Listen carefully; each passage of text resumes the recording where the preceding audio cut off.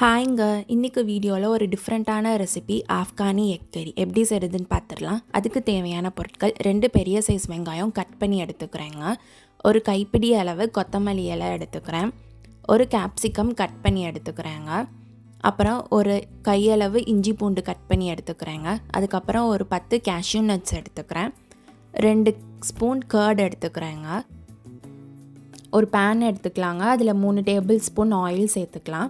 Oil சேர்க்கவும் நம்ம ஏற்கனவே சாப் பண்ணி வச்சுருக்க வெங்காயத்தை வந்து அதில் சேர்த்துக்கலாங்க.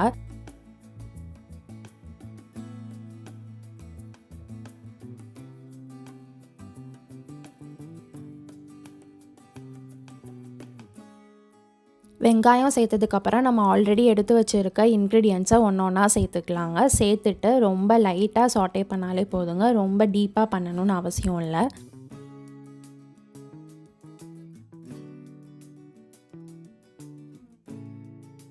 கொத்தமல்லியை நான் இப்போ வதக்கிற போதே சேர்த்து வதக்கிட்டேங்க. உங்களுக்கு வேணும்னா நீங்கள் இப்படி சேர்த்துக்கலாம், இல்லைனா நம்ம அது ஃபைன் பேஸ்ட்டாக அரைக்கும் போது ராவாக அப்படியே நீங்கள் வந்து கொத்தமல்லியை சேர்த்து 2 ஐஸ் க்யூப் சேர்த்து கூட நீங்கள் ஃபைன் பேஸ்ட்டாக அரைச்சி எடுத்துக்கலாங்க.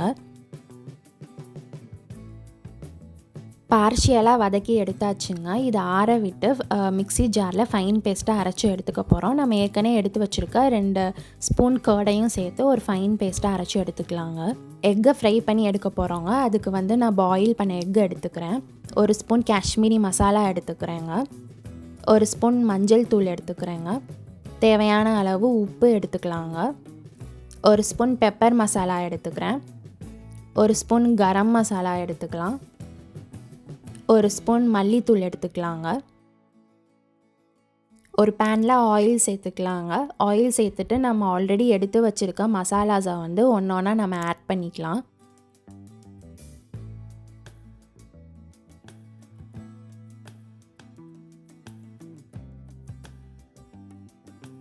மசாலாஸை நல்லா மிக்ஸ் பண்ணிவிட்டு பாயில் பண்ண எக்கில் ஸ்லிட் பண்ணிவிட்டு நம்ம இதில் வந்து சேர்த்துக்கலாங்க. சேர்த்துட்டு நல்லா ஃப்ரை பண்ணி எடுத்துக்க போகிறோம் அந்த மசாலாவில்.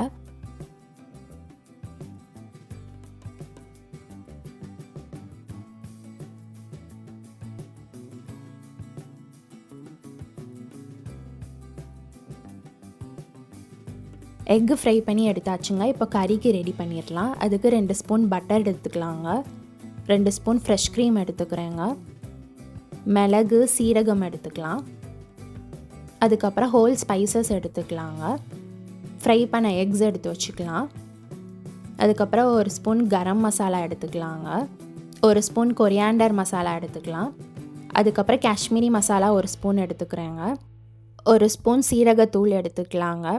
ஒரு பேனில் ஆயிலும் பட்டரும் சேர்த்துக்கலாங்க. சேர்த்துட்டு நம்ம எடுத்து வச்சுருக்க ஹோல் ஸ்பைசஸை வந்து இதில் சேர்த்துக்கலாங்க.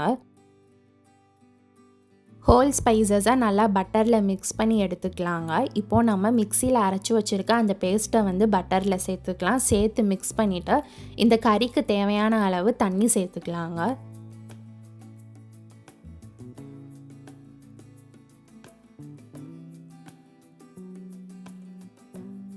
தண்ணி சேர்த்து மிக்ஸ் பண்ணிவிட்டு நம்ம ஆல்ரெடி எடுத்து வச்சுருக்க மசாலாஸை ஒன்றா நம்ம சேர்த்துக்கலாங்க.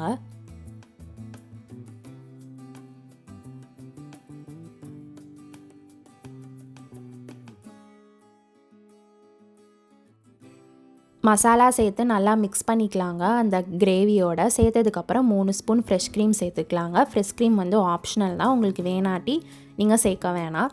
அதுக்கப்புறம் நம்ம ஃப்ரை பண்ணி வச்ச எக்ஸை சேர்த்துக்கலாங்க. எக்ஸை சேர்த்துட்டு நல்லா அந்த கிரேவியோட மிக்ஸ் பண்ணிக்கலாங்க.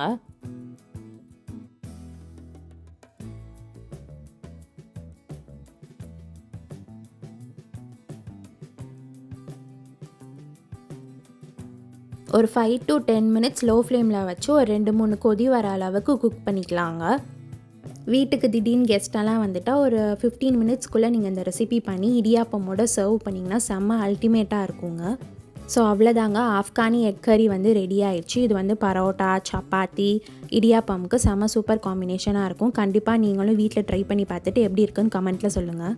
இந்த ரெசிபி உங்களுக்கு பிடிச்சிருந்துச்சுன்னா Sooru-Ready-ah யூடியூப் சேனலை லைக், ஷேர், சப்ஸ்கிரைப் பண்ணி பெல் பட்டன் கிளிக் பண்ணிக்கோங்க. அப்போ தான் இந்த மாதிரி வீடியோஸ் வந்து யூடியூப் அல்காரிதம் உங்கள்கிட்ட காமிக்கும். தேங்க்ஸ் ஃபார் வாட்சிங்.